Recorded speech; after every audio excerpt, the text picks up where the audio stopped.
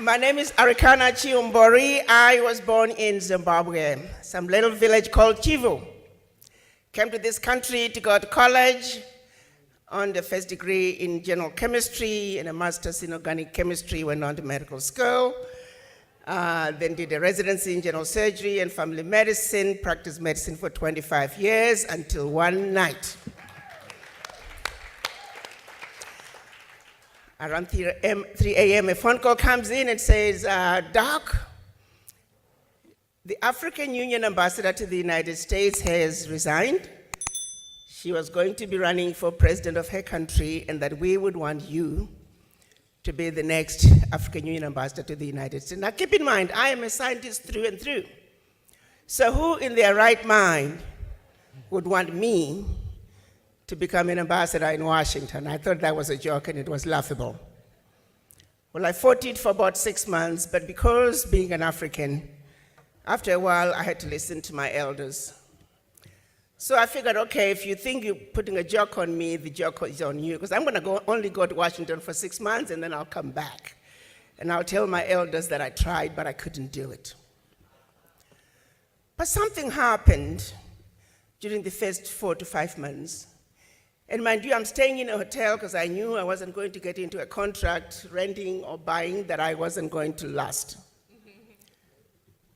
But what was very disturbing was the disrespect that was so blatant. I would be sitting in meetings initially, because as a doctor, you're always a doctor no matter where you are. And I thought it was really quite humorous sitting with all these big diplomats, and here I am, a medical doctor, and I'm supposed to be useful. I'm busy diagnosing them, you got a thyroid condition, you are bipolar, and I got a pill for you. I'm not really paying attention to the deliberations because I don't think politicians accomplish much anyway. So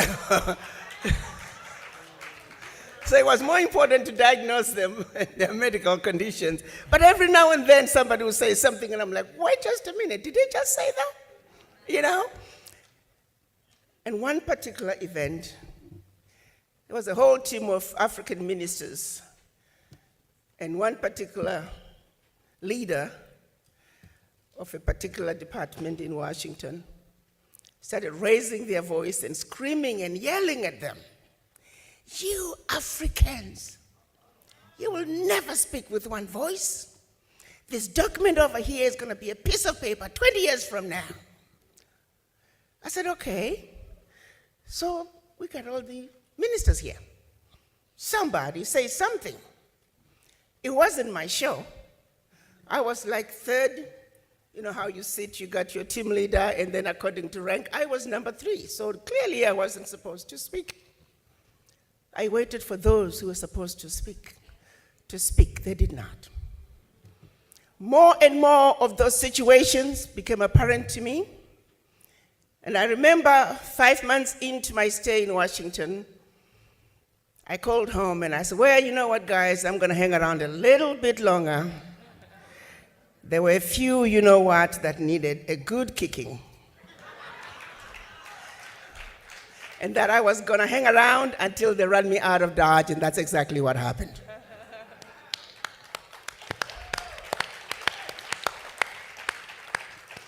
The disrespect is not just for the Africans on the continent. The disrespect is for black people around the world. The abuse is not just for Africans on the continent. The abuse is for black people wherever you find us. I'm going to share with you some basic facts. You see, our story is a simple one. Our story is of truth and facts, which are two constants that do not change. And all we need to do is give the world an overdose of our truth and insist on it. As we speak today, I'm going to take you back centuries, long before the children of Africa were taken out of Africa as slaves. There was some serious resistance when the occupiers from the West came to Africa, contrary to what some might think. They didn't just give up their children, but the fighting began long before slavery. And the resistance was those who led them, the majority of them, their heads, as we speak today, are sitting in jars in Europe. Are you aware of that? Our leaders, our ancestors who fought the wars of resistance, their heads, their remains are sitting in jars throughout Europe. And the same people have the audacity to come to Africa and talk to us about human rights. But what's even more disturbing is that we entertain them and we don't remind them of these skeletons in their closet.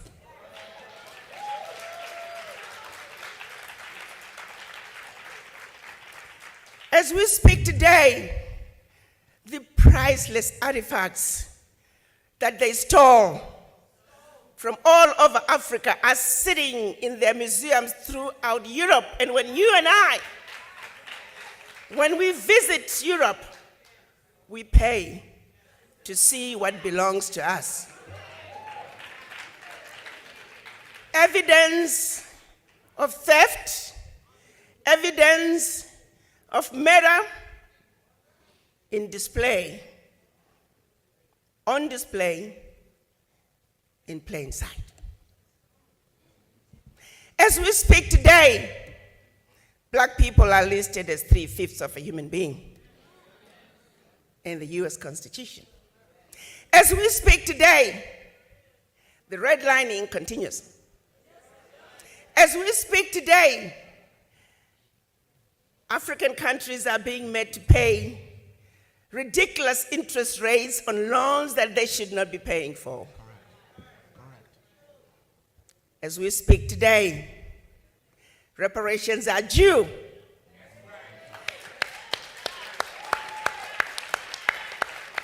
Everybody else has been given reparations, expect us. The question then becomes, what is wrong with this picture? Why aren't you and I standing up and demanding that what is right must be done?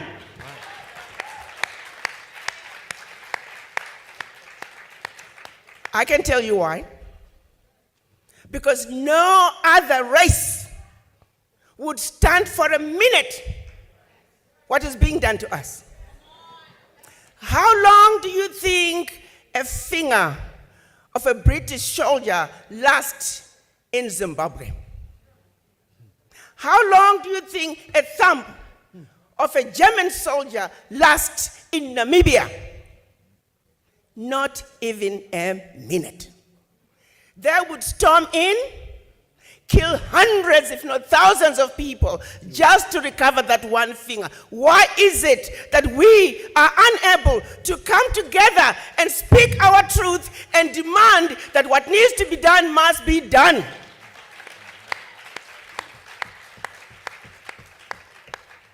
It's because they defeated us where it matters the most, which is the mind.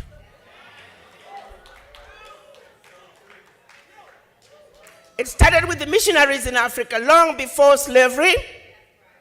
They were sent by the Roman Catholic Church to subdue the Africans, make them believe that when you get slapped, turn the other cheek, and that your riches are in heaven.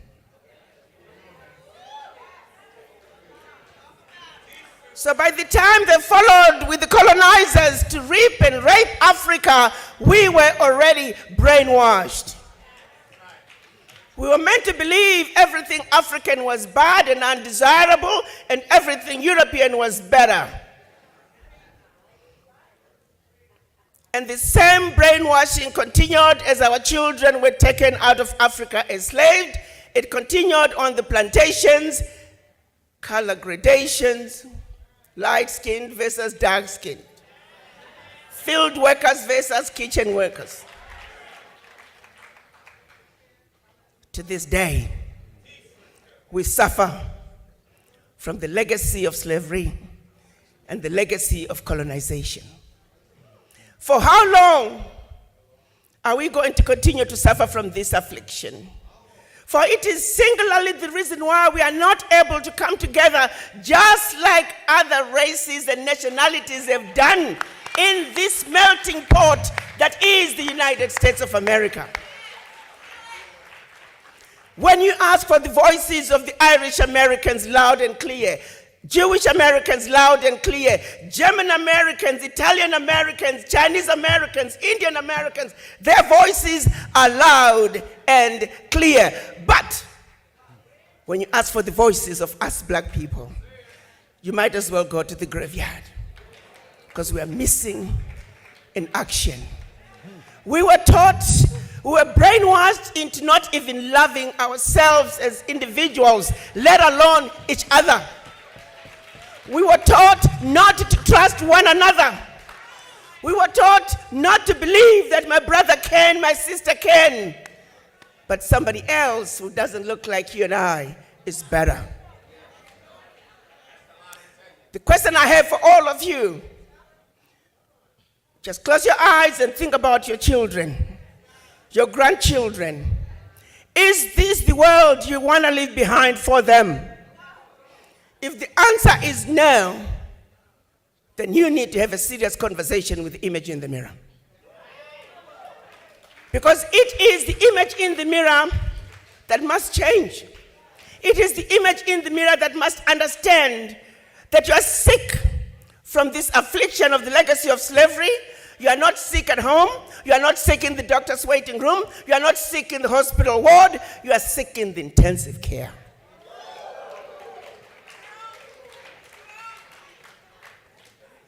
How long are we going to continue to support other people's agendas? Those who stood up to fight during the civil rights movement, during the Pan-African days in Africa, civil rights in the United States, they were all silenced. We are emerging out of a period of 20 to 30 years where just nothing is going on. We are all fast asleep. When are we going to wake up? Reverend Al Sharpton is saying, the time to wake up is now.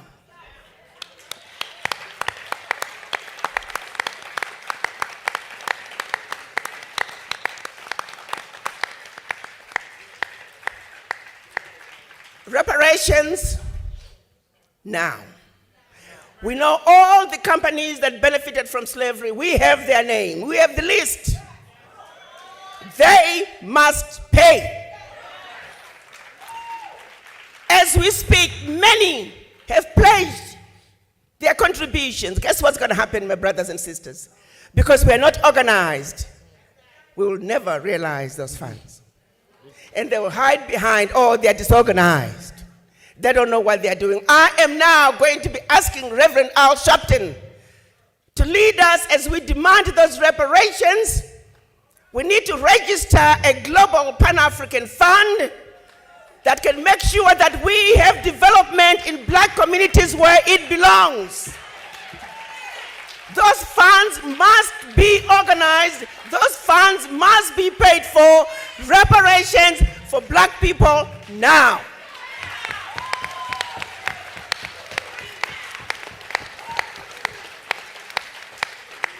No more shall we continue to be abused.